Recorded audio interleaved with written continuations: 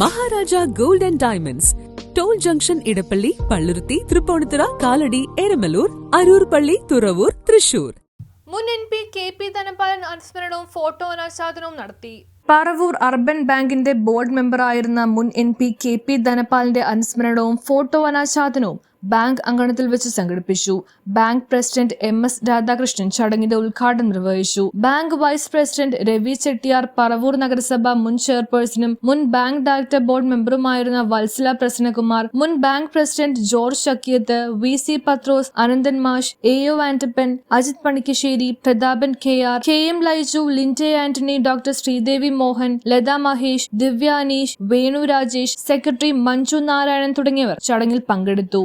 ജനതക്കും അതുപോലെ തന്നെ Indian national കോൺഗ്രസിനും തീരാത്ത ഒരിക്കലും വിടവ് നികത്താൻ പറ്റാത്തൊരവസ്ഥയാണ്. KP ധനപാലന് പകരം വെക്കാൻ വേറെ ഒരാളില്ല, അദ്ദേഹം തന്നെ മാത്രമേ ഉള്ളൂ.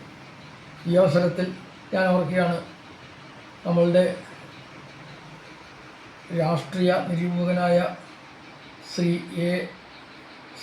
A. Jayasankar, advocate A. Jayasankar, അദ്ദേഹം പത്രത്തിലൊരു കുറിപ്പിട്ടിരുന്നു കഴിഞ്ഞ വർഷം. ഇങ്ങനെയും ഒരു മനുഷ്യനാണ് എന്നാണ് അദ്ദേഹം എഴുതിയിരുന്നത്.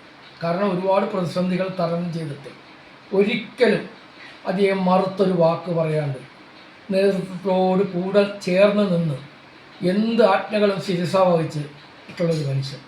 അല്ലെങ്കിൽ ഒരുപാട് സന്ദർഭങ്ങൾ അദ്ദേഹത്തിനുണ്ടായിരുന്നു.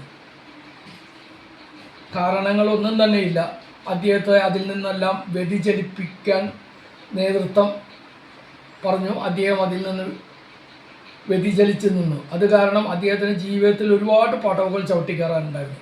അതെല്ലാം നഷ്ടപ്പെട്ടിട്ടും നഷ്ടബോധം അയാൾക്ക് മനസ്സിൽ ഒരിക്കലും അദ്ദേഹത്തിന്. News bureau, Paravur.